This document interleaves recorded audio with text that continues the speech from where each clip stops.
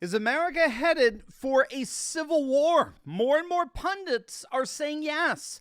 We're going to take a look at some of the latest headlines. We're going to see what they get right, but we're also going to see what so many miss and what it means for the future of our nation. You are not going to want to miss this. Greetings, everyone. Dr. Stevie with you. Great to be with you as always. I am your daily fake news antidote, so come on into your Patriot Professor's Den. We're helping you to think better so you can feel better in these crazy and turbulent times. So if you've already done so, you know what to do. Make sure to smack that bell and subscribe button. Before we break into things here, gang, make sure to click on that link below and treat yourself to the best sleep of your life with the one and only MyPillow. And the best part is that you can now get the best sleep of your life with the lowest prices in their history with code Turley. So, for example, usually the classic MyPillow is $69.98, but now if you use my code Turley, you can get your own MyPillow for just $19.98, and that applies to over 200 products in their catalog. So don't wait. Click on that link below.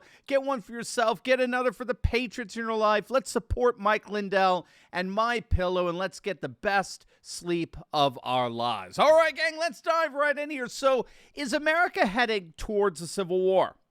Well, that's precisely the headline in today's Financial Times. Unfortunately, the article's behind a paywall, so I'll summarize much of its content for you, but it is clearly a question that's being asked with more and more frequency. It's a topic of major publications and articles, and this Financial Times article boils down the basic concern here.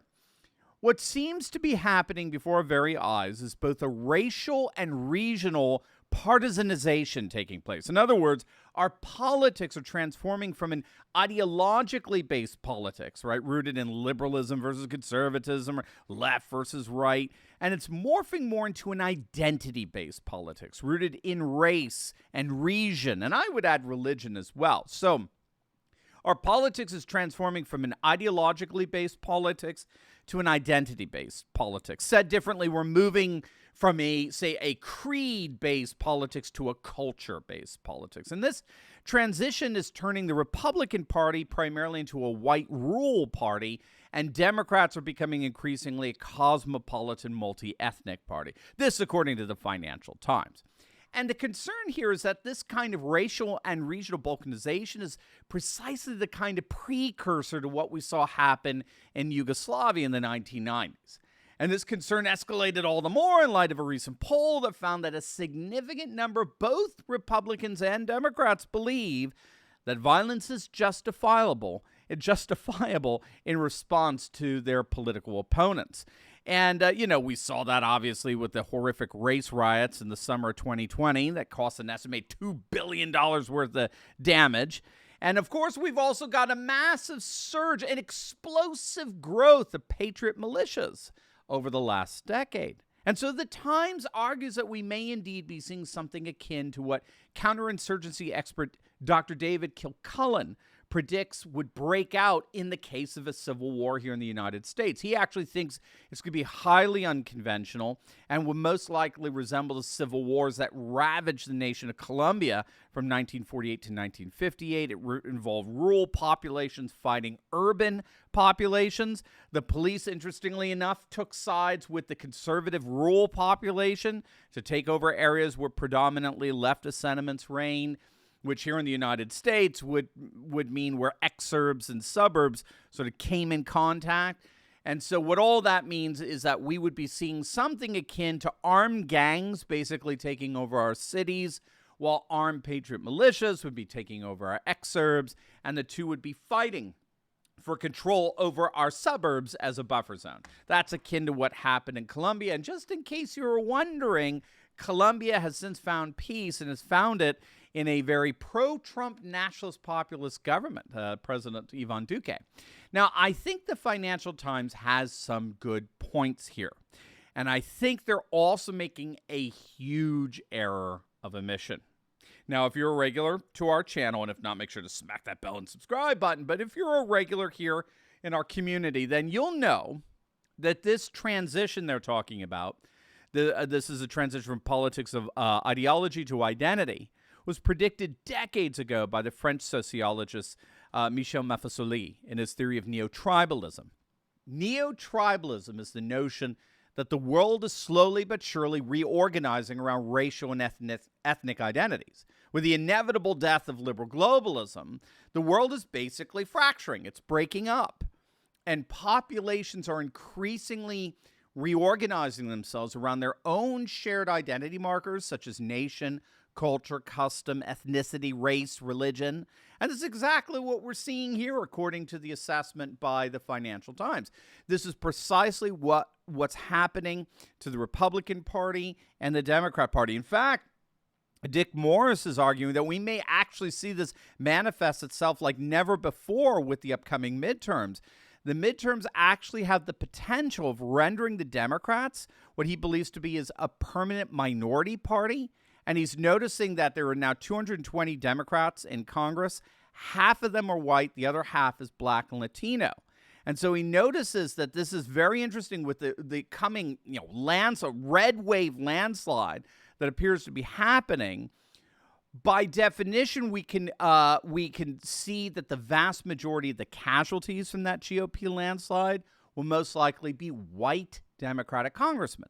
With about 120 white Democratic congressmen, we're going to most likely see that number cut in half. Now, this is because the black and Latino seats are relatively safe.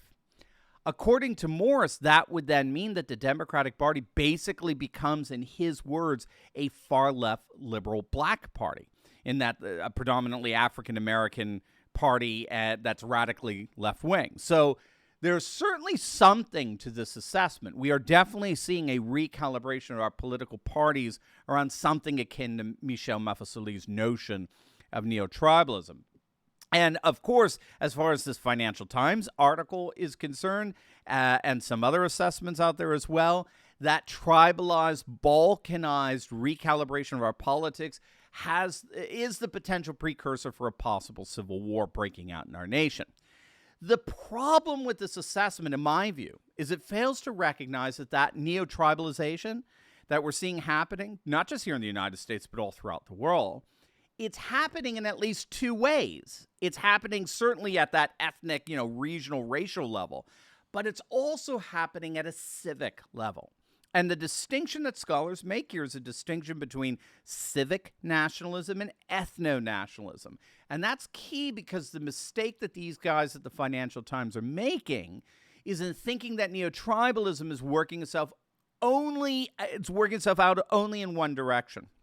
When in point of fact, it's working out in two directions. So either we're moving towards a more culturally assimilated civic nationalism, like what was advocated by President Trump and the MAGA movement, and that was where you have a multi-ethnic movement made up of whites and increasingly Latinos and Asians, increasingly black men, all of whom are all horrified by the woke left. This is the kind of nationalism that dominates Russia. Russia has 100 different ethnicities, but they're all united around a unique sense of Russianness, right? So either neotribalism moves towards a civic nationalism, or it balkanizes into various ethno-nationalisms, where racial homogeneity becomes the primary organizing factor.